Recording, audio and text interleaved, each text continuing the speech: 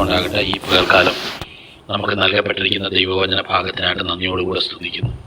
ഞാൻ ഇന്നലെ പറഞ്ഞതുപോലെ വളരെ മാർമികമായിട്ടുള്ളതും ഗലാത്യ ലേഖനത്തിൻ്റെ പ്രധാനപ്പെട്ട ഒരു ഹൃദയഭാഗം എന്ന് പറയുന്ന ഭാഗങ്ങളിലൂടെയാണ് പൗലോസിൻ്റെ പ്രധാനപ്പെട്ട ചില വചനത്തെ അടിസ്ഥാനപ്പെടുത്തിയിട്ടുള്ള ചില അടിസ്ഥാനപരമായിട്ട് അദ്ദേഹം വെളിപ്പെടുത്തുന്ന ചില വെളിപ്പാടുകളിലൂടെയാണ് ഈ ലേഖനം 3-ാം അധ്യായവും 4-ാം അധ്യായവും പ്രധാനമായിട്ട് കടന്നു പോകുന്നത്. അത് പ്രത്യേകിച്ച് യഹൂദ പശ്ചാത്തലത്തിൽ നിന്നും അല്ലെങ്കിൽ പഴയ നിയമ പശ്ചാത്തലത്തിൽ നിന്നൊക്കെ എടുത്ത് വിശ്വാസത്താലുള്ള നീതി എന്താണ് എന്ന് വളരെ സവിസ്തരം വിവരിക്കുന്നതായിട്ടുള്ള ഒരു കാര്യമാണ് നമ്മൾ ഇന്നലെയും ഇന്നും ഒക്കെ കേട്ടുകൊണ്ടിരിക്കുന്നത്. സത്യം പറഞ്ഞാൽ ഈ ഭാഗങ്ങളോടൊക്കെ നീതി പുലർത്തണമെങ്കിൽ ഇതിൽ പറയപ്പെട്ടിരിക്കുന്ന ഓരോ വാക്യങ്ങളും കുറച്ച് സമയം നിന്ന് അതിനെപ്പറ്റി പ്രസംഗിച്ചാൽ മാത്രമേ അതിൻ്റെ യഥാർത്ഥ അർത്ഥം എന്താണെന്ന് മനസ്സിലാക്കാനായിട്ട് കഴിയത്തുള്ളൂ. ദൈവദാസന്മാരൊക്കെ അതുകൊണ്ട് അതിലിങ്ങനെ വളരെ ഞെങ്ങിഞ്ഞിരിക്കുകയാണ് അതിലൂടെ പോയതെന്ന് അവരുടെ ഷെയറിങ് കേൾക്കുമ്പോൾ തന്നെ മനസ്സിലാക്കും. കാരണം ഇതൊരു MP3 സ്റ്റൈലിൽ നമ്മളിതാക്കി കഴിഞ്ഞാൽ പോലും നമുക്കിത് സമയമെടുത്തല്ലേ പറയാൻ പറ്റും. ഇന്നലെ നമ്മൾ കണ്ടത്,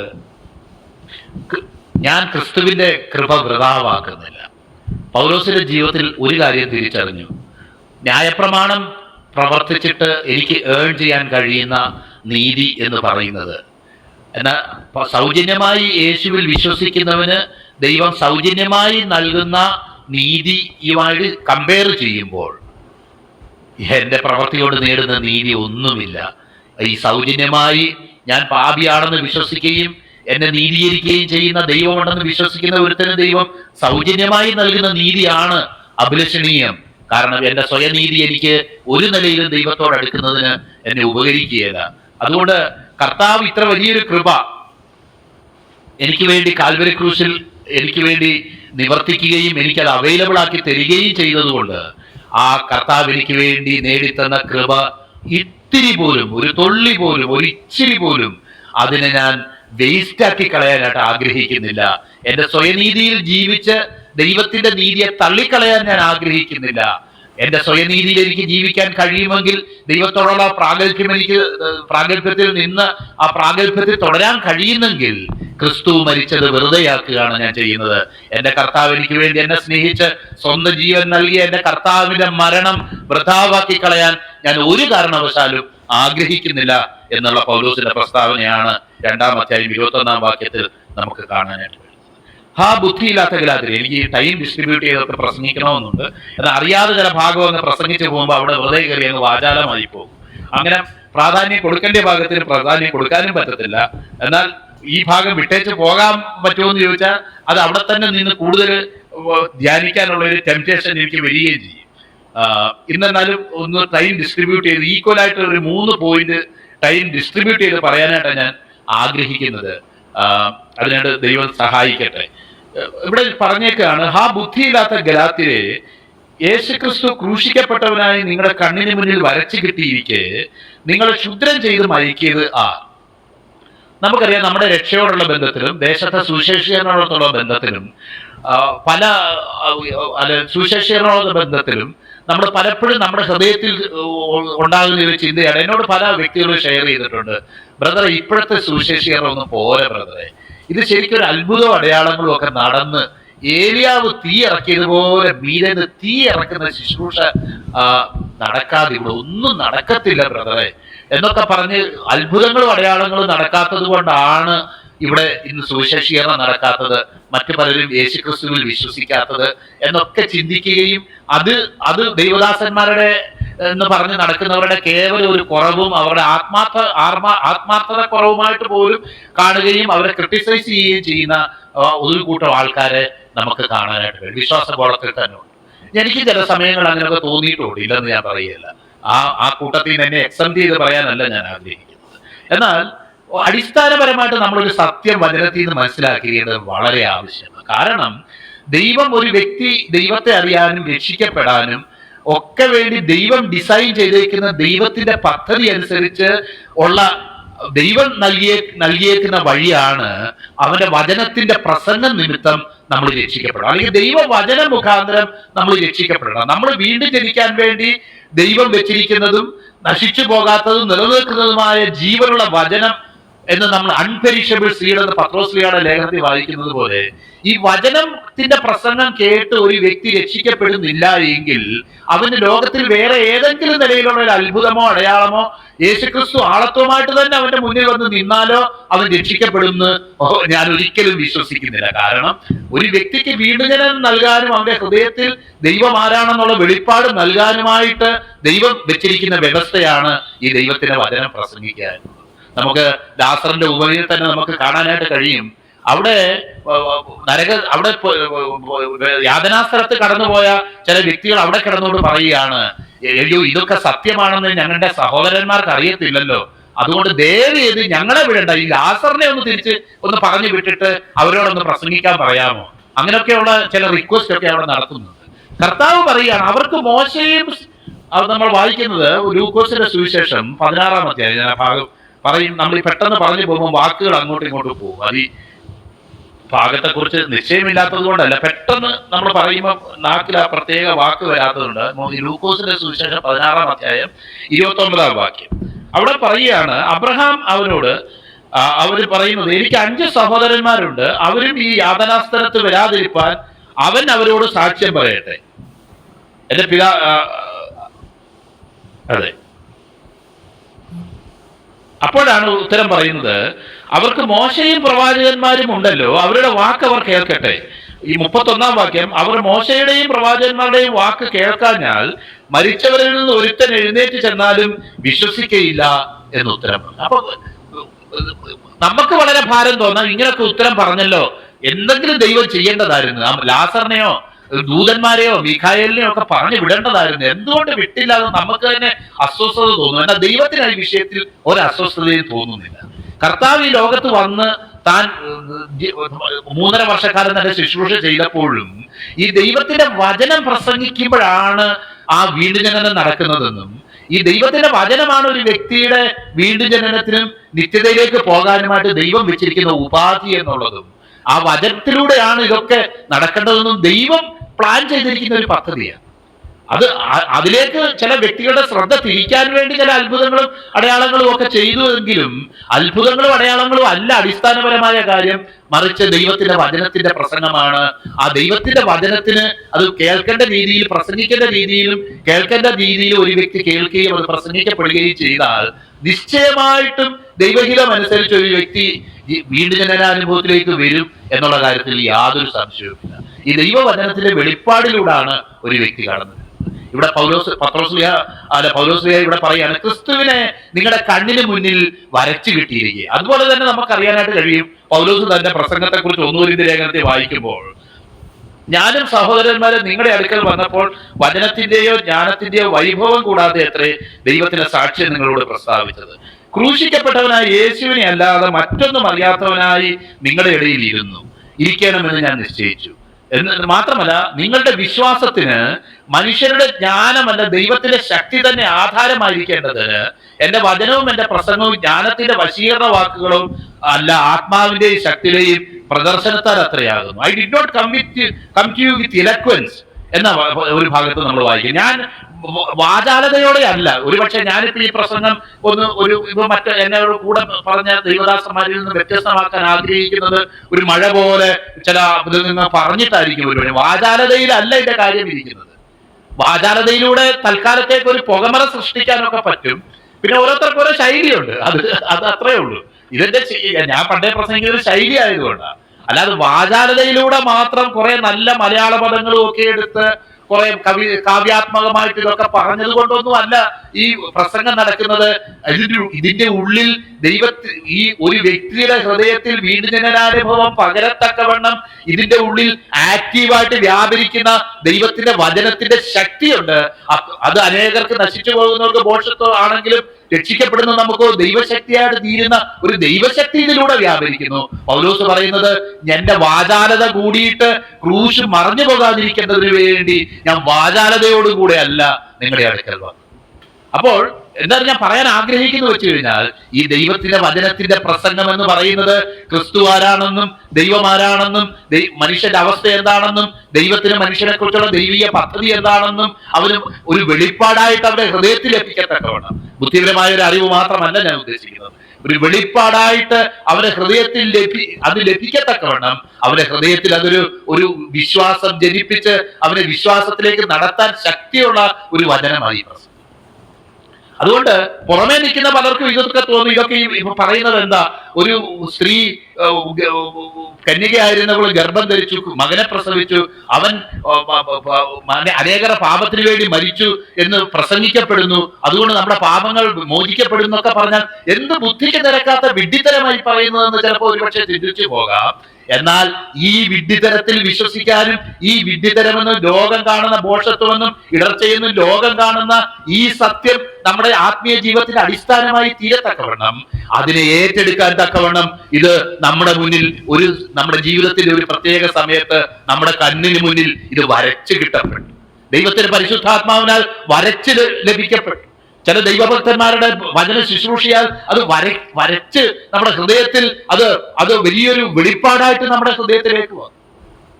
എനിക്ക് എപ്പോഴും ഇഷ്ടമുള്ള ഒരു വചനഭാഗമാണ് എബ്രായർക്ക് എഴുതുന്ന ലേഖനം 12-ാം അധ്യായത്തിൽ നമ്മളെല്ലാം വായിക്കുന്നത് പോലെ, സ്ഥൂലമായതും തീകത്തുന്നതുമായ പർവ്വതത്തിനടുത്തും മേഘതമസ്, അന്ധകാരം, കൊടുങ്കാറ്റ്, വാക്കുകളുടെ ശബ്ദം എന്നിവയുടെ അടുക്കലേയും അല്ലല്ലോ നിങ്ങൾ വന്നിരിക്കുന്നത്. അത് ആ വാക്ക് കേട്ടവർ ഇനി ഒരു വാക്ക് പോലും പറയരുതേ എന്ന് മോശയോട് അപേക്ഷിച്ചു. ഒരു മൃഗമെങ്കിലും ആ പർവ്വതം തൊട്ട് അതിനെ കല്ലെറിഞ്ഞ് കൊല്ലണമെന്നുള്ള ആജ്ഞ അവർക്ക് സഹിച്ചുകൂടായിരുന്നു. എന്നിട്ട് പറയുക. അപ്പം നമ്മൾ ഓർക്കണം, സീനായ് പർവ്വതത്തിൽ ദൈവം അല്ലെങ്കിൽ അവിടെ പറയുന്ന ദൂതന്മാരുടെ കയ്യിൽ നിന്നാണ് വേറെടുത്ത് വായിക്കുന്നത്. ആ നിലയിൽ ദൈവീകമായിട്ടുള്ള ഒരു വെളിപ്പാട് അവിടെ ഉണ്ടാകുകയും സീനായ് മല കുലുങ്ങുകയും അത് എല്ലാവരും ഭയന്ന് വിറയ്ക്കുകയും മോശയോട് അവരെല്ലാം പറഞ്ഞു, ദൈവം ഞങ്ങളോട് സംസാരിക്കണ്ട, മോശയെ നീ ഞങ്ങളോട് സംസാരിച്ചാൽ മതി. അപ്പൊ മോശയും പറയുന്നു, ഞാനും ഭയന്ന് വിറയ്ക്കുന്നു എന്ന് പറയത്തക്കവണ്ണമുള്ള ഒരു കാഴ്ച അവിടെ ഉണ്ടായി. എന്നാൽ അങ്ങനെയൊക്കെ ദൈവത്തിന്റെ മുന്നിൽ നടുങ്ങി വിറച്ച് നിൽക്കുന്ന ആ ഒരു അവസരത്തിൽ മോശയെ 40 ദിവസം പർവ്വതത്തിലായിരുന്ന ഇത്രയും വലിയ അവരുടെ സകല അവരെ നടുക്കുന്ന നിലയിലൊരു അത് കാര്യമായിട്ട് ദൈവം അവരുടെ മുന്നിൽ വെളിപ്പെട്ടിരിക്കുമ്പോൾ തന്നെ അവർ കാളക്കുട്ടിയെ ഉണ്ടാക്കി ദൈവത്തെ ആരാധിച്ചതായിട്ട് നമ്മൾ കാണുന്നുണ്ട്. നമ്മുടെ വിചാരം ഒന്ന് പേടിപ്പെടുത്തുന്ന ഒരു അനുഭവം ഉണ്ടായാൽ, അല്ലെങ്കിൽ ഭയങ്കര ഒരു മിറക്കിൾ നടന്നാൽ, അല്ലെങ്കിൽ വേറെ എന്തെങ്കിലുമൊക്കെ നടന്നാൽ ഞാനങ്ങ് ദൈവത്തെ വിശ്വസിച്ചേക്കാം എന്ന് നമ്മൾ ചിന്തിക്കുന്നത് വെറും അടിസ്ഥാനരഹിതമായിട്ടുള്ള കാര്യമാണ്. ആത്മാവിൽ ഒരു വ്യത്യാസം ഉണ്ടാക്കാൻ ഒരു വ്യക്തിയുടെ ജീവിതത്തിൽ അതിനേക്കാളും എഫക്റ്റീവായിട്ടുള്ള, ഞാൻ പലപ്പോഴും വിചാരിക്കാറുണ്ട്, ഞാനിന്ന് യേശുവിനെ രക്ഷകനും കർത്താവുമായി സ്വീകരിച്ചു എന്ന് പറയുമ്പോൾ ഒരുപക്ഷെ ആ സീനായ് മലയിൽ ശാരീരികമായിട്ടോ ഭൗതികമായിട്ടോ നോക്കിയാൽ ആ സീനായ് മലയിൽ ഉണ്ടായതിനേക്കാളും ഹൈ പവറിലും ഹൈ പൊട്ടൻഷ്യലിലും ഉള്ള ഒരു വെളിപ്പാടാണ് എന്റെ ഹൃദയത്തിൽ ഇന്ന് ഉണ്ടായിരിക്കുന്നത്. എന്നാൽ ഒരു മലയും കുലുങ്ങിയിട്ടില്ല, ഒരു ഭൂമിയും കുലുങ്ങിയിട്ടില്ല, ആരും പേടിച്ചിട്ടില്ല. യേശുക്രിസ്തുവിലൂടെ കടന്നു വന്ന ആ സ്നേഹമസൃണമായ ശബ്ദം എന്ന് പറയുന്നത് അതിനേക്കാളും പവർഫുള്ളും അതിനേക്കാളും ഒരു ഡീപ്പർ ലെവൽ ഓഫ് റെവലേഷൻ ആണ് എന്നുള്ള കാര്യത്തിൽ യാതൊരു സംശയവും. അതാണ് അവിടെ കമ്പയർ ചെയ്ത് പറയുന്നത്. നിങ്ങൾ സ്ഥൂലമായതും തീകത്തുന്നതും അന്ധകാരം, മേഘതമസ്, കൊടുങ്കാറ്റ്, വാക്കുകളുടെ ശബ്ദം എന്നിവയുടെ അടുക്കലേക്കും അല്ല വന്നിരിക്കുന്നത്. അവർ നമ്മൾ പല കാര്യങ്ങൾ പറഞ്ഞിട്ട് പറയുകയാണ്, ഹാബേലിന്റെ രക്തത്തെക്കാൾ ഗുണകരമായി നമുക്ക് വേണ്ടി സംസാരിക്കുന്ന യേശുവിന്റെ പുണ്യാഹ രക്തത്തിനും അടുക്കലത്രേ നിങ്ങൾ വന്നിരിക്കുന്നത് എന്ന് പറയുമ്പോൾ നമ്മുടെ ഹൃദയങ്ങളിൽ ഉണ്ടായിരിക്കുന്ന ഈ ദൈവിക വെളിപ്പാടിന്റെ ആഴവും അതിന്റെ ഗാംഭീര്യവും അതിന്റെ പ്രസക്തിയും എത്രമാത്രമാണെന്ന് ആ ദൈവത്തിന്റെ വചനഭാഗത്ത് നിന്ന് നമുക്ക് വെളിവാകും. അപ്പൊ ഞാൻ പറഞ്ഞ അതേ പുസ്തകത്തിൽ പറഞ്ഞേക്കുന്ന ഒരു ചാപ്റ്ററാണ്, ഞാൻ റിവൈവൽ ടൈരീസിൽ ഒരു ചാപ്റ്റർ പറഞ്ഞല്ലോ, soul hot preaching a lost art. ഹൃദയതപനത്തോടെയുള്ള വചനപ്രസംഗം, ഹൃദയതപനത്തോടെയുള്ള ഒരു വചനപ്രസംഗം, അത് ഇന്ന് അന്യം നിന്ന് പോയ ഒരു അനുഭവമാണ് ദൈവസഭയിൽ എന്നാണ് ആ ദൈവത്തിന്റെ ദാസൻ പറയുന്നത്. കഴിഞ്ഞ ദിവസങ്ങളിൽ എപ്പോഴോ കുമ്മനാടോ എവിടെ നടന്ന ഒരു കൺവെൻഷനിൽ ഒരു ദൈവത്തിന്റെ ശ്രേഷ്ഠദാസൻ അവിടെ പ്രസംഗിക്കുന്നത് കേൾക്കാൻ ഇടയായി തീർന്നു. ഈ കഴിഞ്ഞ വർഷം അല്ല 1-2 വർഷം മുമ്പ് നമ്മളൊക്കെ പ്രസംഗിക്കുന്നത് കേട്ടാൽ തോന്നും ഈ പ്രസംഗിക്കുന്നവ പോലും ഇതിൽ വിശ്വസിക്കുന്നില്ല എന്നുള്ള മട്ടിനാണ് പ്രസംഗിക്കുന്നത്. നമ്മുടെ പ്രസംഗം മറ്റുള്ള പലരെയും അത് ആത്മീയമായി ഉണർത്താനും മോട്ടിവേറ്റ് ചെയ്യാനും തക്കവണ്ണം ഇടയായി തീരുന്ന പ്രസംഗമായി തീരണം. അതിനുള്ള വിലയും അതിനുള്ള പ്രാർത്ഥനയും അതിനുള്ള കണ്ണുനീരും നമ്മൾ അതിൽ ഒഴിച്ചിട്ട് മാത്രമേ നമ്മൾ അതിന് മുന്നിലേക്ക് പോകാവൂ പ്രിയപ്പെട്ടവരെ. ഇല്ലെങ്കിൽ നമ്മുടെ പ്രസംഗം കേട്ടോണ്ട് തന്നെ പിന്മാറിപ്പോകുന്ന അനുഭവങ്ങൾ നമ്മുടെ കണ്ണിന് മുന്നിൽ കാണേണ്ടി വരും എന്നാ ദൈവദാസൻ പറഞ്ഞപ്പോൾ ഞാൻ ദൈവസ്ഥലത്തിൽ തകരാനിടയായിട്ട്, കർത്താവ് എന്റെ പ്രസംഗം കൊണ്ട് എനിക്ക് ആരെങ്കിലും ഒരാളെ മോട്ടിവേറ്റ് ചെയ്യാൻ കഴിയുന്നുണ്ടോ? ക്രിസ്തുവിന് വേണ്ടി ആ വ്യക്തിയെ ഡ്രൈവ് ചെയ്യാനായിട്ട് എനിക്ക് കഴിയുന്നുണ്ടോ? കർത്താവിന് വേണ്ടി ജീവിക്കാൻ തക്കവണ്ണം അവനെ അത് മോട്ടിവേറ്റ് ചെയ്യുന്നുണ്ടോ? ഇവിടെ പൗലോസ് പറയാണ്, നിങ്ങളുടെ കണ്ണിന് മുന്നിൽ ക്രിസ്തുവിനെ വരച്ചു തന്ന ഒരു അനുഭവമാണ് നിങ്ങളുടെ ഇടയിൽ വന്ന് സുവിശേഷം പ്രസംഗിച്ചപ്പോൾ ഞാൻ ചെയ്തത്. നമുക്ക് അവിടെ കാണാനായിട്ട് കഴിയും പൗലോസ് അവിടെ എന്താ ചെയ്തത് എന്ന്. നമുക്ക് ഇക്കോന്യ, ലുസ്ത്ര എന്നീ സഭ അവിടെ കടന്നു പോവുകയും ദൈവം പഴയ നിങ്ങളുടെ അജ്ഞാനകാലങ്ങളെ ദൈവം ഇനി നോക്കുന്നില്ല എന്ന്, ഇപ്പോൾ നിങ്ങൾ മാനസാന്തരപ്പെട്ട് ദൈവത്തിലേക്ക് തിരിയണമെന്നും വളരെ കട്ടിയായിട്ട് അവർ പ്രസംഗിക്കുകയും അവരുടെ ബുദ്ധിഭ്രമം തടുക്കുകയും ചെയ്തതായിട്ട് നമ്മൾ അവിടെ വായിക്കാനായിട്ട് കഴിയും. വിവരിക്കാനായിട്ട് സമയമില്ലല്ലോ. നമുക്കൊരു കാര്യം മനസ്സിലാക്കാം, ആത്മനിറവോടെയുള്ള വചനപ്രസംഗത്തിന്റെ അത്രയും ഉള്ള ഒരു അത്ഭുതം, അടയാളം അല്ലെങ്കിൽ അതുപോലുള്ള ഒരു ശുശ്രൂഷ വേറൊന്നും ദൈവത്തിന്റെ വചനത്തിൽ നമുക്ക് കാണാൻ കഴിയില്ല. അതാണ് അടിസ്ഥാനപരമായിട്ടുള്ള കാര്യം. അത് ചെയ്യാനാണ് നമ്മൾ വിളിക്കപ്പെട്ടിരിക്കുന്നത്. നോക്കിയാട്ടെ അടുത്തത്. അങ്ങനെ ക്രിസ്തുവിനെ വരച്ചു കിട്ടിയിരിക്കുന്നവരായ നിങ്ങളെ ക്ഷുദ്രം ചെയ്ത് മയക്കിയത് എനിക്ക് ഒത്തിരി നാളുകളായിട്ട് അതിനെപ്പറ്റി എനിക്ക് അറിയത്തില്ല. അത് ക്ഷുദ്രം എന്ന് പറഞ്ഞാൽ നമ്മുടെ ഈ നാട്ടിലൊക്കെ വളരെ ഫേമസ് ആയിട്ടുള്ള കാര്യമാണ്. പലതും നമുക്കറിയാലോ, നമ്മുടെ കേരളത്തിലൊക്കെ ഉള്ള സംഗതിയാണ് ക്ഷുദ്രം. എന്നാൽ ഇതൊരു പ്രത്യേക നിലയിലുള്ള ക്ഷുദ്രമാണ്. നമുക്കറിയാം, യേശുക്രിസ്തുവിനെ രക്ഷാവും കർത്താവുമായി സ്വീകരിച്ച് മുന്നോട്ട് പോയിക്കൊണ്ടിരുന്ന ഈ വ്യക്തികൾക്ക് അവർക്ക് ആ വിശ്വാസത്തിൽ മുന്നോട്ട് പോകുന്നതിൽ നിന്ന് ഒരു ബ്രേക്കിംഗ് ഒരു തടസ്സം ഇവിടെ സംഭവിച്ചേക്കുക. എന്നാൽ അവരോട് ചോദിക്കുക, എന്നാ പ്രശ്നം? ഒരു പ്രശ്നവുമില്ല, ചിരിക്കുക. അത് ചില പലരും ഞാൻ കണ്ടു ചിരിച്ചോണ്ടിരിക്കുക. എന്താ ബ്രദറെ പ്രശ്നം? എന്താ മീറ്റിങ്ങിന് വരാത്ത? ഒരു പ്രശ്നമില്ല പാസ്റ്ററെ. അപ്പം ഈ ദൈവകൃപയിൽ മുന്നോട്ട് പോകുന്ന ഒരു വ്യക്തിക്ക് അവന്റെ മനസ്സിൽ ചില പാഴ്വാക്കുകൾ കയറിയിട്ട്, എഫേസ്യരുടെ ലേഖനത്തിൽ നമ്മൾ വായിക്കുന്നുണ്ട്, വ്യർത്ഥവാക്കുകൾ ആരും നിങ്ങളെ ചതിക്കരുത്. അത് ഈ പിന്മാറ്റത്തോടുള്ള ബന്ധത്തിലും ആത്മീയമായിട്ട് മുന്നോട്ട് പോകുമ്പോഴും ഒക്കെ ആ വാക്ക് വളരെ പ്രസക്തമാണ് എന്ന് എനിക്ക് പലപ്പോഴും തോന്നിയിട്ടുണ്ട്. കാരണം പാഴ്വാക്കുകളാ. സാത്താൻ ഹവ്വയോട് പറഞ്ഞത് പാഴ്വാക്ക്, അത് തിന്നുന്ന നാളിൽ നീ മരിക്കയില്ല, നീ അല്ലെങ്കിൽ നിനക്ക് ഇങ്ങനെ സംഭവിക്കുകയില്ല. നമുക്കറിയാം, വചനത്തിൽ വീണുപോയിട്ടുള്ള പല അവസരങ്ങളിലും പറയപ്പെട്ടുള്ള ചില പാഴ്വാക്കുകൾ, വ്യർത്ഥവാക്കുകളാൽ ആരും നിങ്ങളെ ചതിക്കരുത്. വചനത്തിന് വിരോധമായിട്ടുള്ള വ്യർത്ഥവാക്കുകളാൽ ആരും നിങ്ങളെ ചതിക്കരുത്. ഞാനൊരു വിദേശ രാജ്യത്തായിരുന്നപ്പോൾ ഇവിടെ നമ്മുടെ കൂടെ ഉള്ള ഒരു സഹോദരൻ ഈ കൂട്ടത്തിൽ തന്നെ ഇരിപ്പുണ്ട്. അദ്ദേഹത്തോട് കൂടെ ഞാൻ ഒരു ബൈബിൾ സ്റ്റഡിക്ക് ഞാൻ കടന്നു പോയപ്പോൾ അദ്ദേഹം ഒരു കൂട്ടായ്മയ്ക്ക് ചെന്ന ഒരാളിനോട് ചോദിക്കുക, എന്താ ബ്രദറെ നല്ലപോലെ ചിരിക്കുന്നതല്ലാതെ ഒന്നും പറയുന്നില്ല. അങ്ങനെ കുറെ നേരം ചോദിച്ച് അവസാനം പറഞ്ഞു, അല്ല പാസ്റ്റർ നിങ്ങൾക്ക് കൈവപ്പമുണ്ടോ എന്ന് ചോദിച്ചു. ഇത് കേട്ടപ്പോഴുകൂടെ ഞാൻ ചിരിച്ചു പോയി. ദൈവമേ. അപ്പൊ ആ സമയത്ത് ഒരു 2 വർഷം മുന്നേ കൈവപ്പിനെ കുറിച്ച് ഭയങ്കര വിവാദങ്ങൾ നടന്നുകൊണ്ടിരിക്കുന്ന ഒരു സമയത്താ ഇതെന്നോട് അദ്ദേഹം ചോദിക്കാനിടയായിത്തീരുന്നത്.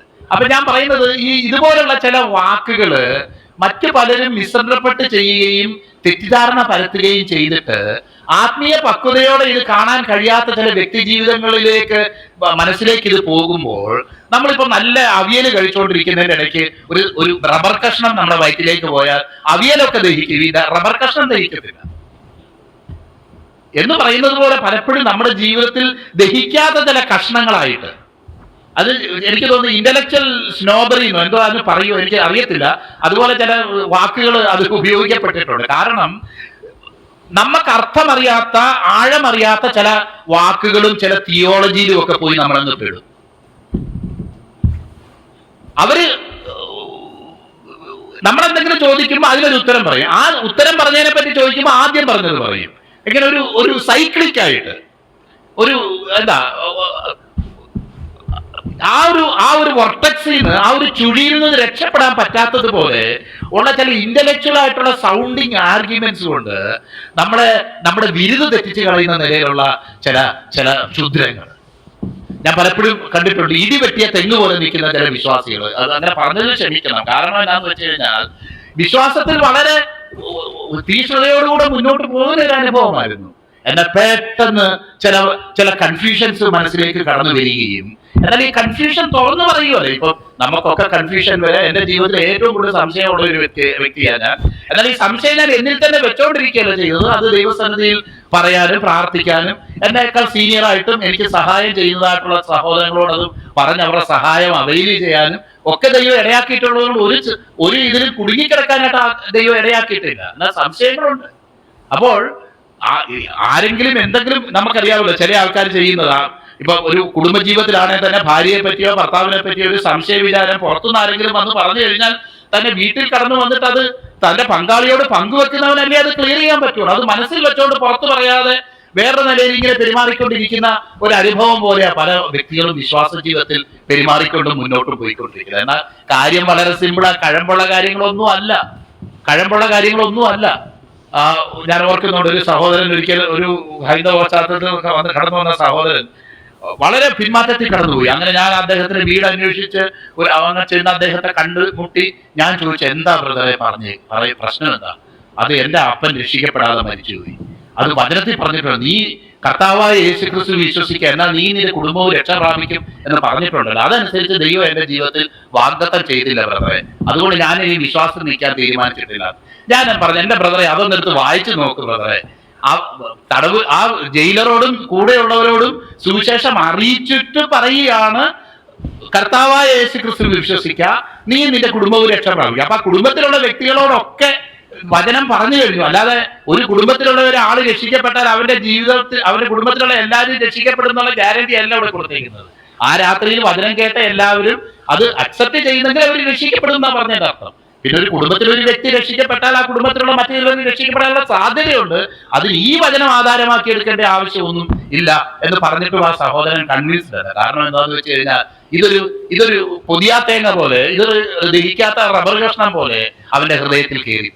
എന്നാൽ നമുക്കറിയാമല്ലോ, ഇതൊന്നും അല്ല പലപ്പോഴും വിഷയം. നമ്മൾ വായിക്കുന്നു, നടപ്പിൽ മടുപ്പുള്ളവന് അല്ല വിശ്വാസത്യാഗമുള്ളവന് നടപ്പിൽ മടുപ്പ് വരും. അപ്പം നടപ്പിൽ മടുത്തു തുടങ്ങിയ ഒരു അവസ്ഥയിലാണ് ഇതുണ്ടാവുന്നത്. ഇപ്പൊ മുടിയൻ പുത്രൻ തന്നെ വീട്ടിൽ നിന്ന് ഇറങ്ങിപ്പോകുന്ന പോയിന്റിലല്ലല്ലോ അവന്റെ ജീവിതത്തിലെ പിന്മാറ്റം തുടങ്ങിയത്. അവന്റെ ഹൃദയത്തിലെ അനുഭവം എത്രയോ നാളുകൾ മുന്നേ തുടങ്ങിയതാണ്. അവസാനമാണ് അത് ആരാധനയ്ക്ക് വരുന്നില്ല, പ്രാർത്ഥനയ്ക്ക് വരുന്നില്ല, അല്ലെങ്കിൽ ഈ നിലയിൽ പ്രസിപ്പിറ്റേറ്റ് ചെയ്ത് വരുന്നത്. അതിനു മുന്നേ എത്രയോ നാൾ അവന്റെ ഹൃദയത്തിൽ ഈ വിമർശനപരമായ ചിന്താഗതികൾ പിശാചി വിതയ്ക്കുകയും അതിങ്ങനെ വളർന്നുകൊണ്ടിരിക്കുകയും ചെയ്തുകൊണ്ടിരിക്കുവായിരുന്നു. ആ സമയത്ത് അത് പുറത്തറിയാൻ ഇടയായില്ല, അല്ലെങ്കിൽ അറിയേണ്ട വ്യക്തികൾ അത് അറിയാൻ തക്കവണ്ണം അവരുടെ അങ്ങനെ ആയിത്തീർന്നതുമില്ല. നോക്കിയാട്ടെ, അപ്പോൾ ക്ഷുദ്രം ചെയ്ത് മയക്കിയതാണ്. നമുക്ക് ഒരു കാര്യം നമുക്ക് ചെയ്യാം, ഈ നമ്മുടെ വായി പിടിക്കാത്ത വലിയ വലിയ വാക്കുകൾ പറയാനും, നമ്മളെന്തോ സംതിങ് ആണെന്ന് കാണിക്കാനായിട്ട് നമ്മുടെ വായി പിടിക്കാത്ത വലിയ വലിയ സംഗതികൾ പറയാനൊന്നും നമ്മൾക്ക് പോകണ്ടെങ്കിൽ തന്നെ സമയമെടുത്തത് പഠിച്ചിട്ട് നമുക്ക് പോകാം. പലപ്പോഴും അനുകരണം എന്ന് പറയുന്നത് വിശ്വാസത്തിന് വീണു പോകാനായിട്ട് അത് ഇടയായിട്ട് തീരും. എനിക്ക് എപ്പോഴും എൻ്റെ ജീവിതത്തിലുള്ള ഒരു പ്രശ്നമായിരുന്നു. കാരണം ഈ ഫാസ്റ്റായിട്ട് എഴുതാൻ എനിക്ക് അറിയത്തില്ല. അപ്പൊ ക്ലാസ്സിൽ എപ്പോഴും സാറ് നോട്ട്സ് കൊടുക്കുമ്പം ഇവിടെ വിട്ടേ എനിക്ക് എഴുതാൻ പറ്റുള്ളൂ. അങ്ങനെ ഞാൻ എന്ത് ചെയ്യാൻ തുടങ്ങി, തൊട്ടടുത്തിരിക്കുന്നവൻ്റെ നോക്കി എഴുതാൻ തുടങ്ങി. അവസാനം എൻ്റെ ജീവിതത്തിൽ വളരെ കോൺഫിഡൻസ് നഷ്ടപ്പെടുകയും എനിക്ക് ഒന്നും ചെയ്യാൻ കഴിയില്ല എന്നുള്ളൊരു അവസ്ഥയിൽ എത്തിക്കഴിഞ്ഞപ്പം ഞാനത് തിരിച്ചറിഞ്ഞു. അന്ന് ഞാൻ തീരുമാനമെടുത്തു, ആ നോട്ട്സ് എഴുതിയാലും എഴുതിയില്ലെങ്കിൽ ഇനി അടുത്തിരിക്കുന്നവന്റെ നോക്കി എഴുതുന്ന പരിപാടിയില്ല. കാരണം അടുത്തിരിക്കുന്നവനെ നോക്കുമ്പോ എന്താ സാറ് പറയുന്നതെന്നുള്ളത് എനിക്ക് കേൾക്കാൻ പറ്റുന്നില്ല, എനിക്ക് അറിയാൻ കഴിയുന്നില്ല. എന്ന് പറയുന്നത് പോലെ ഇന്ന് അടുത്തിരിക്കുന്നവരെ പലരും അനുകരിക്കുന്നത് ക്രിസ്തു എന്താണ് പറയുന്നതെന്നോ ദൈവത്തിന്റെ ഹിതം എന്താണെന്നോ അവർക്ക് നേരിട്ട് മനസ്സിലാക്കുന്ന പ്രിവിലേജാണ് വേറൊരു വ്യക്തിയിലേക്ക് നോക്കുന്നത് കൊണ്ട് അവർക്ക് നഷ്ടപ്പെടുന്നത്. എന്ന് മാത്രമല്ല, അത് നമുക്കറിയാമല്ലോ, സൂര്യപ്രകാശം ഏൽക്കേണ്ടടുത്ത് മൂൺലൈറ്റിൽ ഇരിക്കുന്നത്, മൂൺലൈറ്റ് എന്ന് പറയുന്ന ഭയങ്കര റൊമാൻറ്റിക് ആയിട്ടും വളരെ ഭാവന ഒത്തിരി പ്രത്യേകതയുള്ള ഒരു സംഗതിയാണ്. എന്നാൽ അത് സൂര്യപ്രകാശത്തിൽ ഇരിക്കാനായിട്ട് ദൈവം നമ്മളെ വിളിച്ചിട്ടുണ്ടെങ്കിൽ നമുക്ക് റേഡിയേറ്റഡ് റിഫ്ലക്റ്റഡ് ഗ്ലോറി അല്ല നമുക്ക് കാണേണ്ടത്. നേരിട്ട് ക്രിസ്തുവിനോട് അവന്റെ അടുത്തേക്ക് വരാനും അവന്റെ കൃപാസനത്തിന്റെ അടുത്തേക്ക് ധൈര്യത്തോടെ കടന്നു ചെല്ലാനും ദൈവം നമുക്ക് ഇടയാക്കി തീർന്നു. അപ്പൊ ഞാൻ പറഞ്ഞു വരുന്നതിന്റെ കാര്യം, നമുക്ക് ഇതുപോലുള്ള ആ ചില ക്ഷുദ്രങ്ങളിൽ നിന്നൊക്കെ നേരിട്ട് ദൈവത്തിൽ നിന്ന് കേൾക്കാനും പ്രാപിക്കാനും കഴിയാതെ ചില ആവശ്യമില്ലാത്ത, എനിക്കുള്ള പഴയ നിയമ ഭാഗത്ത് എവിടെയോ പറയുന്നത്, ചില വാക്കുകളെ വ്യർത്ഥവാക്കുകളെ ഗർഭം ധരിക്കും എന്ന് വായിക്കുന്നത്. എന്ന് പറഞ്ഞതുപോലെ ഇന്ന് പലരും അവർക്ക് പിടിച്ചാൽ കിട്ടാത്ത ചില തിയോളജി.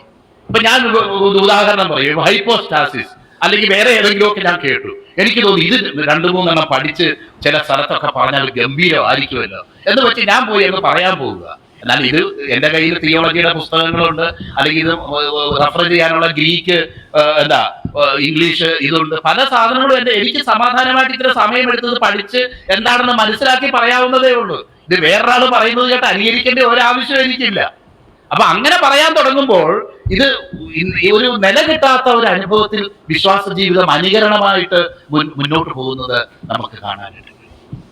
ഇന്ന് നമുക്ക് ഈ ക്ലബ് ഹൗസിൽ തന്നെ കാണാമല്ലോ, ചില വ്യക്തികൾ ചില തെറ്റായ ഉപദേശങ്ങൾ പറയുന്നു എന്നുള്ളത് ശരിയാ. എന്നാൽ ഈ പറഞ്ഞു നടക്കുന്ന പലർക്കും ഈ നേതാവ് പറയുന്നത് എന്താണെന്നുള്ളത് എല്ലാവർക്കും അറിയത്തില്ല. അതൊരു സത്യം. ഇപ്പൊ പഴയ നിയമത്തിലെ ദൈവം ക്രൂരനാണെന്ന് പറഞ്ഞുകൊണ്ട് പോകും. കണ്ണു തുറന്ന് പഴയ നിയമം പുതിയ നിയമം കൂടെ ഒരുമിച്ചൊന്ന് വായിക്കുന്നവന് പഴയ നിയമത്തിൽ പറഞ്ഞതിന്റെ കണ്ടിന്യൂഷൻ തന്നെയാണ് പുതിയ നിയമമെന്നും, യേശുക്രിസ്തു അപ്പോസ്തലന്മാരും ഒക്കെ പഴയ നിയമത്തിലെ ദൈവത്തെ എടുത്ത് കോട്ട് ചെയ്തിട്ടുണ്ടെന്നും ആ പഴയ നിയമത്തിലെ വചനത്തിന്റെ ഉദ്ധരണിയും ആ ദൈവത്തെയും റെഫർ ചെയ്തിട്ടുണ്ടെന്നുള്ളതും നേരിട്ട് മനസ്സിലാക്കുമ്പോൾ പിന്നെ അതിനേക്കാളും വലിയ തെളിവ് എന്താ വേണ്ടിയത്? കർത്താവ് പഴയ നിയമത്തിലെ ദൈവത്തെ അംഗീകരിച്ചിട്ടുണ്ടെങ്കിൽ ഞാനും അംഗീകരിക്കുന്നു. കർത്താവ് പഴയ നിയമത്തിലെ യഹോവയായ ദൈവത്തെ അവന്റെ വചനമെടുത്ത് കർത്താവ് കോട്ട് ചെയ്തിട്ടുണ്ടെങ്കിൽ ഞാനും അത് അംഗീകരിക്കുന്നു. അത്ര സിമ്പിളാ അത്. അപ്പൊ ചില വാക്കുകളെ കുറിച്ചും പദങ്ങളെ കുറിച്ചും ഒക്കെ നടത്തിയിട്ട് സാധാരണക്കാരൻ അത് റെഫർ ചെയ്യാനോ ചിന്തിക്കാനോ പറ്റാത്ത നിലകളിലുള്ള ചില ഫിലോസഫികൾ ഉണ്ടാക്കുക ചെയ്യുന്നത്. പ്രിയപ്പെട്ടവരെ, നമുക്ക് ഈ റബ്ബർ കഷ്ണം ഒന്ന് ഛർദ്ദിച്ച് കളയാം, അത് നമ്മുടെ വയറ്റിൽ കിടക്കണ്ട. ആ റബ്ബറുകൾ ഇത് വെറും റബ്ബറാ, അത് വെറും പാഴ്വാക്കുകളാ. അതിനെ നമ്മുടെ ആ മനസ്സിലെ ഗർഭത്തിൽ നിന്ന് നമുക്ക് തള്ളിക്കളയാം. കാരണം ഇതൊന്നും അർത്ഥമുള്ള കാര്യങ്ങളല്ല. ക്രിസ്തുവിൽ നമ്മളെ അകറ്റി നിർത്താൻ വേണ്ടി മാത്രം ശത്രു ചില കണികളായിട്ട് ഉപയോഗിക്കുന്ന വിഷയങ്ങളാണ്. ഇത് പറയുന്നവനും അറിയത്തില്ല, അത് പറഞ്ഞുകൊണ്ട് നടക്കുന്നവർക്കും അറിയത്തില്ല. അതിന്റെ പേരിൽ വലിയ കോലാഹലങ്ങൾ സൃഷ്ടിക്കുന്നവർക്കും ഇത് അറിയത്തില്ല എന്നുള്ളതാണ്. ഞാൻ പറഞ്ഞതുപോലെ ഞാൻ 10 മിനിറ്റ് പറയേണ്ടതിന് 15 മിനിറ്റ്, അത് 15 23 മിനിറ്റ് 20 മിനിറ്റ് അത് പറഞ്ഞു. അപ്പൊ അതാണ് ഈ പറച്ചിലിന്റെ ഒരു കുഴപ്പം. നോക്കിയാട്ടെ, അപ്പം ആ ആദ്യത്തെ ഭാഗം പറഞ്ഞിട്ട് ഞാൻ ഇന്ന് നിർത്തുക. ഞാൻ ദൈവം അനുവദിച്ചാൽ നമുക്ക് ആ തുടർന്നുള്ള ഭാഗങ്ങൾ നാളെ നമുക്ക് ദൈവം അനുവദിച്ചാൽ ഞാനത് ചില കാര്യങ്ങൾ പറയാൻ എനിക്കുണ്ട്, അതുകൊണ്ടാണ് ഞാനത് പറയാം എന്ന് പറയുന്നു. ഇവിടെ കാണുകയാണ്, നിങ്ങളോട് ഇതൊന്ന് മാത്രം അറിയാൻ ഞാൻ ആഗ്രഹിക്കുന്നു. നിങ്ങൾക്ക് ആത്മാവ് ലഭിച്ചത് ന്യായപ്രമാണത്തിന്റെ പ്രവൃത്തിയാലോ വിശ്വാസത്തിന്റെ പ്രസംഗം കേട്ടതിനാലോ? നമുക്കറിയാം ഈ ചോദിക്കുന്നതിന്റെ സാങ്കത്യം എന്താണെന്നുള്ളത് ചോദിക്കും. അറിയാം. ഒരു സുപ്രഭാതത്തിൽ 2 പേര് താണ്ട് നമ്മുടെ ആലയത്തിലേക്ക് വരും, അമ്പലത്തിന്റെ അടുത്തേക്ക് വരുന്നു. അവര് ആ അമ്പലത്തിന്റെ മുറ്റത്തിരുന്ന് ആ പിറവിയിലെ മുടന്തനായിരുന്ന ഒരുത്തരെ എന്ത് ചെയ്യുന്നു? ഞാൻ ഒന്നുകൂടെ ആ ഭാഗം എടുക്കാം. 14-ാം അധ്യായത്തിലെ അപ്പോസ്തല പ്രവൃത്തിയിൽ നമ്മൾ കാണുന്നു, ലുസ്ത്രയിൽ അമ്മയുടെ ഗർഭം മുതൽ മുടന്തനായി ഒരിക്കലും നടന്നിട്ടില്ലാതെയും കാലിന് ശക്തിയില്ലാതെയും ഉള്ള ഒരു പുരുഷൻ ഇരുന്നിരുന്നു. അവനെ ഉറ്റുനോക്കി സൗഖ്യം പ്രാപിക്കാൻ അവന് വിശ്വാസമുണ്ടെന്ന് കണ്ടിരുന്ന് എഴുന്നേറ്റ് കാലൂന്നി നിവർന്നു നിൽക്കുക എന്ന് ഉറക്കെ പറഞ്ഞു. നമുക്കറിയാം ഇതാണ് സംഭവം. അപ്പം അതിനെ തുടർന്ന് അവിടെ നടക്കുന്ന കാര്യങ്ങൾ എന്തൊക്കെയാണെന്ന് നമുക്കറിയാം. അവർക്ക് വലിയ കഷ്ടവും ആദ്യം അനുകൂലവും പിന്നെ പ്രതികൂലവും അവർക്ക് ഉണ്ടായെങ്കിലും അവിടെ ഒരു കൂട്ടം ആൾക്കാരെ കർത്താവിന് വേണ്ടി വേർതിരിയാനായിട്ട് ഇടയായി. അപ്പൊ ഇന്നലെ വരെ പാപത്തിൽ ജീവിച്ചവർ, ഇന്നലെ വരെ ഈ ദൈവത്തിന്റെ തേജസ്സിന്റെ പ്രമാണത്തോട് അല്ലെങ്കിൽ ദൈവത്തിന്റെ കാര്യങ്ങളോട് ഒരു ബന്ധവുമില്ലാത്തവർ, അടുത്ത ദിവസം നോക്കുമ്പോൾ ഇതാ അവര് ദർശനങ്ങൾ കാണുന്നു, അന്യഭാഷ പറയുന്നു, അവര് വേറൊരു ആത്മീയ തലത്തിൽ അവരായി തീർന്നു. അവർ ക്രിസ്തുവിനെ രക്ഷിതാവും കർത്താവുമായി സ്വീകരിച്ചു. അവർക്ക് പരിശുദ്ധാത്മാവിനെ ലഭിച്ചു.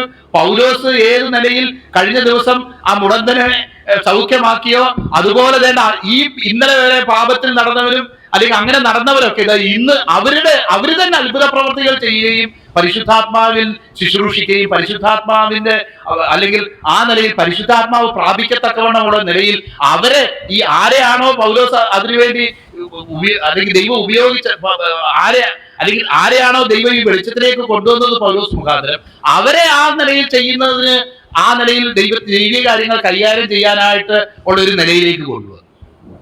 അവർക്ക് പരിച്ഛേദന ഏൽക്കാനോ അല്ലെങ്കിൽ ന്യായപ്രമാണം ആചരിക്കാനോ ന്യായപ്രമാണം പഠിക്കാനോ പോലും ഉള്ള അവസരം കിട്ടിയിട്ടില്ല. അപ്പൊ ഈ ഒരു കാഴ്ചപ്പാടിലാണ് ചോദിക്കുന്നത്, നിങ്ങൾക്ക് ആത്മാവ് ലഭിച്ചത് ന്യായപ്രമാണത്തിന് പ്രവർത്തിയാലോ വിശ്വാസത്തിന്റെ പ്രസംഗം കേട്ടതിനാലോ? എന്തായിരുന്നു നിങ്ങൾക്കുള്ള യോഗ്യത? നിങ്ങൾ പല ഭാഷകൾ പറയുന്നുണ്ടല്ലോ, ദർശനങ്ങൾ പറയുന്നുണ്ടല്ലോ, അല്ലെങ്കിൽ നിങ്ങൾക്ക് ലഭിച്ച ആത്മീയ കൃപാവരങ്ങളെ കുറിച്ചൊക്കെ നിങ്ങൾ പറയുന്നുണ്ടല്ലോ. ഇത്ര പെട്ടെന്ന് അതൊക്കെ മറന്നുപോയോ? എന്തായിരുന്നു നിങ്ങളുടെ പശ്ചാത്തലം? കഴിഞ്ഞ ആഴ്ച അല്ലെങ്കിൽ അതിന് മുമ്പുള്ള ദിവസങ്ങളിൽ നിങ്ങളുടെ അവസ്ഥ എന്തായിരുന്നു? ഇന്ന് നിങ്ങൾ ക്രിസ്തുവിലായിരിക്കുന്ന ഈ അനുഗ്രഹിക്കപ്പെട്ട അനുഭവം, നിങ്ങളുടെ ആ ശപിക്കപ്പെട്ട അനുഭവങ്ങളുമായിട്ട് നിങ്ങൾക്കൊന്ന് ഓർക്കാൻ പറ്റുമോ? ഇതൊക്കെ എന്ത് നിമിത്തമാണ് ലഭിച്ചത്? ഇതൊക്കെ അഭക്തനെ നീതീകരിക്കുന്നവനിൽ വിശ്വസിക്കുന്നവന് അവന്റെ വിശ്വാസ നീതിയായി കണക്കിടുന്ന ദൈവത്തിന്റെ നീതി കൊണ്ടാണ് ഇത് ലഭിച്ചത്. അല്ലാതെ നിങ്ങളുടെ യോഗ്യതയോ കഴിവോ ശ്രേഷ്ഠതയോ നിങ്ങൾ എന്തെങ്കിലും ദൈവത്തിന്റെ പ്രമാണം അനുസരിച്ചിട്ട് അങ്ങനെ ക്വാളിഫൈഡ് ആയിട്ട് ദൈവത്തിന്റെ മുന്നിൽ നിന്നതല്ല. നിങ്ങളങ്ങനെ അനുഭവത്തിലേക്ക് വന്നു. തുടർന്ന് നമ്മൾ കാണുകയാണ് ആത്മാവെന്ന് പറയുന്നത് ഇവിടെ ഒരു പ്രതിപാദ്യ വിഷയമാണ്. 14 വാക്യം വരെ ഉണ്ട്, അതിലേക്ക് ഞാൻ ഇന്ന് പ്രവേശിക്കുന്നില്ല. അതിന് ചോദിക്കുക, ആത്മാവ് കൊണ്ട് ആരംഭിച്ചിട്ട് ഇപ്പോൾ ജഡം കൊണ്ടോ വിശ്വാസത്താൽ ആരംഭിച്ചിട്ട് ഇപ്പോൾ പ്രവൃത്തി കൊണ്ടോ സമാപിക്കുന്നത് എന്ന് ചോദിക്കുന്നതിന് തുല്യമായിട്ട് ചോദിക്കുകയാണ്. അങ്ങനെ വിശ്വാസത്തിന്റെ പ്രസംഗം കേട്ട് പരിശുദ്ധാത്മ നിറവിലേക്ക് വന്ന പ്രിയ സഹോദരങ്ങളെ, ആ രക്ഷിക്കപ്പെടുന്ന സമയത്ത് നിങ്ങളുടെ യോഗ്യതയൊന്നും അതിന് ആധാരമല്ലായിരുന്നു. എന്നാൽ ഇന്ന് നിങ്ങൾ നിങ്ങളുടെ യോഗ്യതയെ പറ്റി പറയുകയും നിങ്ങൾ ആ യോഗ്യത ഉള്ളവരാണെന്ന് ചിന്തിക്കുകയും ആ യോഗ്യത വേണമെന്നും ആഗ്രഹിക്കുന്നു. എന്നാൽ യോഗ്യതയുടെ അടിസ്ഥാനത്തിലല്ല ദൈവം നിങ്ങളെ വിളിച്ചത്. നിങ്ങൾ അനുഭവിക്കുന്ന ആത്മീയ അനുഗ്രഹങ്ങളൊന്നും അതിന്റെ റിസൾട്ടായിട്ടുണ്ടായതല്ല എന്ന് മാത്രമല്ല, ആത്മാവിനെ നൽകി നിങ്ങളുടെ ഇടയിൽ വീര്യപ്രവൃത്തികളെ ചെയ്യുന്നവൻ ന്യായപ്രമാണത്തിന്റെ പ്രവൃത്തിയാലോ വിശ്വാസത്തിന്റെ പ്രസംഗത്താലോ അങ്ങനെ ചെയ്യുന്നത്. ഇപ്പൊ നിങ്ങൾ ചെയ്യുന്നുണ്ടല്ലോ. ഞാൻ അവിടുന്ന് പോകുന്ന സമയത്ത് നിങ്ങൾക്കൊക്കെ ഈ കൃപാവരം ലഭിച്ച്, കയ്യൊപ്പിനാൽ നിങ്ങൾക്ക് കൃപാവരമൊക്കെ ലഭിച്ച് നിങ്ങളത് ചെയ്യുന്നുണ്ടല്ലോ. അതെന്തിനാ ചെയ്യുന്നത്? ഈ ചെയ്യുന്നവന്റെ എന്തെങ്കിലും യോഗ്യതയിലാണോ? ഞാൻ കണ്ടിട്ടുണ്ട് പലപ്പോഴും. നമ്മുടെ കൂട്ടായ്മയിൽ തന്നെ ഒരു കർത്താവിന്റെ ദാസനുണ്ട്. കഴിഞ്ഞ ദിവസം ഞാൻ വളരെ ആത്മീയമായിട്ട് അല്ല ശാരീരികമായിട്ട് വിഷമത്തിലിരിക്കുന്ന സമയത്ത് എൻ്റെ പാസ്റ്റർ ഒന്ന് കൈവച്ച് പ്രാർത്ഥന, അദ്ദേഹം നേരത്തെ പാസ്റ്ററാണ്. അപ്പം അദ്ദേഹം കൈവച്ച് പ്രാർത്ഥന അത്ഭുതകരമെന്ന് പറയട്ടെ, എന്നെ സൂചി കുത്തുന്ന പോലത്തെ വേദനയുള്ള ഒരു ഭാഗത്ത് കൈവച്ച് പ്രാർത്ഥിച്ചിട്ട് അന്ന് രാത്രി ഞാൻ സമാധാനമായിട്ട് കണ്ടിരുന്നു. ഞാനത് അടുത്ത ദിവസം പറഞ്ഞു. കാരണം ബുദ്ധിപരമായിട്ടോ മറ്റു പല നിലയിലോ അദ്ദേഹത്തിന് വലിയ ശ്രേഷ്ഠതകളൊന്നും ഇല്ലെങ്കിൽ തന്നെ, ഒരുപക്ഷെ ഞാനിങ്ങനെ പ്രസംഗിക്കുന്നത് പോലുള്ള ചില ഇതൊന്നും ഇല്ലെങ്കിൽ തന്നെ അദ്ദേഹത്തിന് ദൈവം മാനം കൊടുക്കാൻ തക്കവണ്ണം ചില പ്രത്യേകതകൾ അദ്ദേഹത്തിന് ദൈവം കൊടുത്തിട്ടുണ്ട് എന്നെനിക്ക് പിന്നെയും എൻ്റെ ജീവിതത്തിൽ അനുഭവിച്ചറിയാനായിട്ട്. ഇവിടെ ഇരിക്കുന്ന ചിലർക്ക് അദ്ദേഹത്തെ അറിയാം, അതുകൊണ്ട് ഞാൻ പറയാം. ഓക്കെ, അപ്പം ഇതൊക്കെ എന്തിന്റെ അടിസ്ഥാനത്തിലാണ്? ഇതൊക്കെ കൃപയുടെ അടിസ്ഥാനത്തിൽ. ഞാൻ പറഞ്ഞോളൂ, നീണ്ടു പോകും. എത്രയോ മനോഹരമായ ഭാഗങ്ങളാണ് ദൈവം അനുവദിക്കുന്ന. പക്ഷെ നമുക്ക് നാളെ ഇത് ചിന്തിക്കാം. അബ്രഹാമിന്റെ അനുഗ്രഹം ക്രിസ്തുയേശുവിൽ ജാതികൾക്ക് വരുന്നത്. ഒത്തിരി പേർക്ക് ഇതിനെപ്പറ്റി ഒരു കൺഫ്യൂഷൻ. ഈയിടയ്ക്ക് എൻ്റെ ഒരു പ്രിയ സഹോദരൻ ദൂരെ ഇരുന്ന് എന്നോട് പറഞ്ഞു, അബ്രഹാമിന്റെ അനുഗ്രഹം എന്ന് പറയുന്ന ബ്രദർ മനസ്സിലായോ? ഞാൻ ചോദിച്ചു, എന്നതാ ബ്രദറെ? അബ്രഹാമിന് ആടുണ്ടായിരുന്നു, മാടുണ്ടായിരുന്നു, അതുണ്ടായിരുന്നു, ഇതുണ്ടായിരുന്നു, ഇതൊക്കെ നമുക്ക് കിട്ടാൻ വേണ്ടിയാണ് ക്രിസ്തു മരിച്ചതെന്ന് ബ്രദറിന് മനസ്സിലായോ? അപ്പൊ ഞാൻ ചോദിച്ചു, എന്തോ ചെയ്യണം ബ്രദറെ? ഇനി പോയി കുറച്ച് പശുവിനെയും ആടിനെയും മാടിനെയും ഒട്ടകത്തെ ഒക്കെ മേടിച്ചോണ്ട് വരണോ? ഇപ്പൊ എന്താ ചെയ്യേണ്ടത്? അപ്പോൾ ഒത്തിരി പേര് തെറ്റിദ്ധരിച്ചേക്കുന്ന ഒരു ഭാഗമാണ് ഈ അബ്രഹാമിന്റെ അനുഗ്രഹം എന്നതാണ്. അതിനെ ഒറ്റ വാക്കിൽ പറയാം, നാളെ നമുക്ക് ഒന്നുകൂടെ വിശദീകരിക്കാം. അബ്രഹാമിന്റെ അനുഗ്രഹം എന്ന് പറയുന്നത് അബ്രഹാമിന്റെ പുത്രനായ ദാവീദിന്റെ പുത്രനായ യേശുക്രിസ്തു മുഖാന്തരം നമുക്ക് ലഭിക്കുന്ന ഈ രക്ഷയും നമുക്ക് ലഭിക്കുന്ന നിത്യതയുമാണ് അബ്രഹാമിന്റെ അനുഗ്രഹം. നിത്യത എന്ന് പറയുന്നത് കിട്ടുമോ കിട്ടുകയില്ല എന്നുള്ള ആരാലും കുറിച്ചുള്ള ഉറപ്പാ ഈ അബ്രഹാമിന്റെ അനുഗ്രഹം.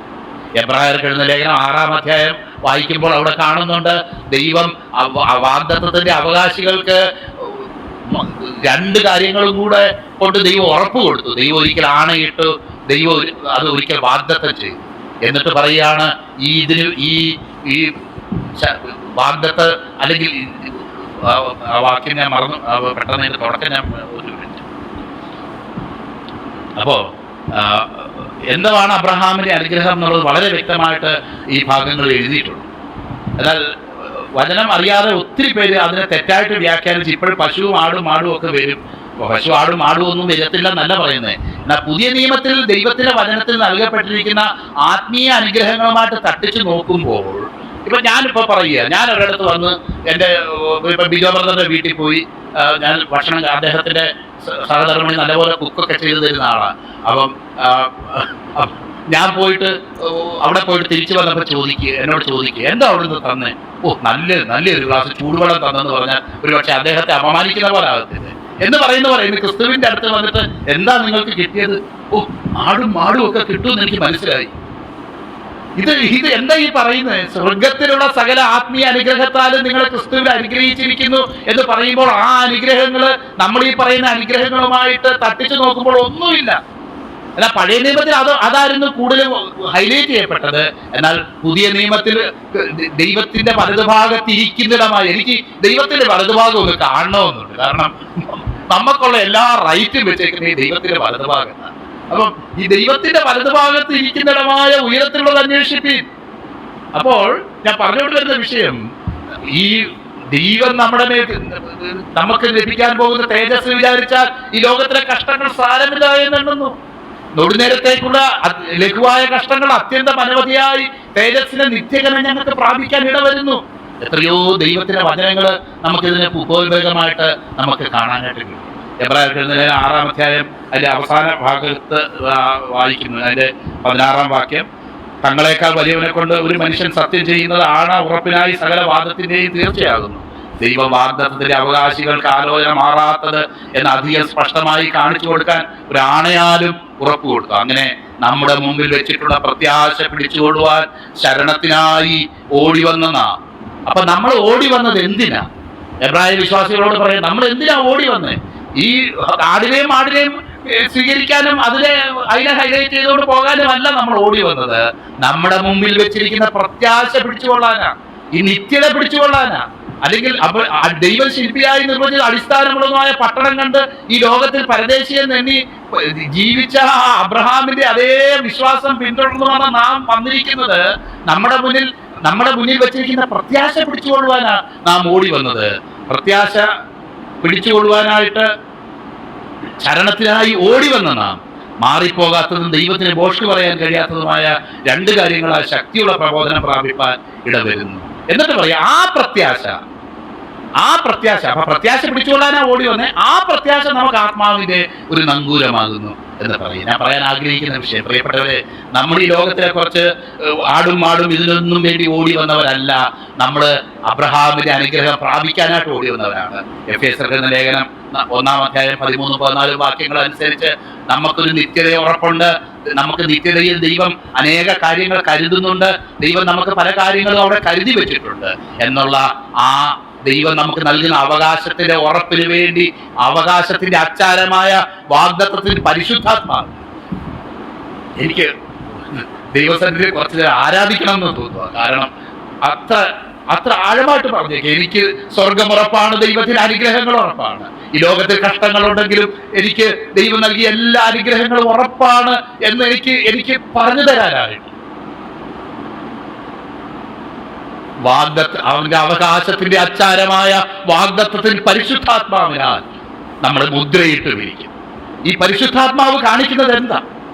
അബ്രഹാമിന്റെ അനുഗ്രഹം എനിക്കുള്ളതാണ്, അത് വേറെ ആർക്കും കൊടുക്കത്ത, അല്ലെങ്കിൽ എനിക്ക് വെച്ചിരിക്കുന്ന അനുഗ്രഹം എനിക്ക് തന്നെ ലഭിക്കും. എനിക്ക് വേണ്ടി ദൈവം വെച്ചിരിക്കുന്ന ആ വിളിയിലേക്കാണ് ദൈവം എന്നെ വിളിച്ചേക്കുന്നത്. ആ നിത്യതയുടെ അത് വാഗ്ദത്തം കൈവശമാക്കാൻ വേണ്ടി ദൈവം എന്നെ വിളിച്ചിരിക്കുകയാണ്. അതിന്റെ ഉറപ്പായിട്ട് നാം ആത്മാവെന്ന വാഗ്ദത്ത വിഷയം വിശ്വാസത്താൽ ദൈവനാമത്തെ ഞാൻ മഹത്വപ്പെടുത്തുന്നു, സ്തുതിക്കും. ദൈവങ്ങളിലേക്ക് നമ്മളെ ഏൽപ്പിച്ചു. പ്രിയപ്പെട്ടവരെ, നമ്മുടെ ഈ വിശ്വാസത്തിന്റെ ഈ ഓട്ടത്തിന്റെ ലക്ഷ്യം എത്ര മഹത്തരമാണെന്ന് ഓർത്ത്, ദൈവത്തിന്റെ വിളി എത്ര ആഴമേറിയതും എത്ര നമ്മൾ ഈ വിചാരിക്കുന്നത് പോലുള്ള ചില സൂപ്പർഫിഷ്യൽ ആയിട്ടുള്ള കാര്യങ്ങളല്ല എന്നുള്ളത്. ദൈവത്തിന്റെ ഹൃദയത്തിൽ നിത്യത മുതൽ നിത്യത വരെ നിലനിൽക്കുന്നതായിട്ടുള്ള ദൈവത്തിന്റെ ആലോചനയാണ് ഈ സുവിശേഷത്തിലൂടെ വെളിപ്പെടുന്നത്. അത് കൃപയാൽ പ്രാപിക്കാൻ തക്കവണ്ണം ദൈവം നമ്മളെ ഇന്ന് വിളിച്ചിരിക്കുന്നു. അതിന് യേശുക്രിസ്തു മുഖാന്തരം നമ്മളെ അതിന് യോഗ്യതയുള്ളവരായിട്ട് അവൻ എണ്ണിയിരിക്കുന്നു. അതിനായിട്ട് നമുക്ക് ദൈവത്തെ സ്തുതിക്കാൻ, മഹത്വപ്പെടുത്താൻ ഈ ദിവസങ്ങളിൽ ആത്മാവിനെ ആരാധിച്ചുകൊണ്ട് നമുക്ക് മുന്നോട്ട് പോകാം. അതിനായിട്ട് ദൈവത്തിന്റെ പരിശുദ്ധാത്മാവ് നമ്മെ സഹായിക്കും.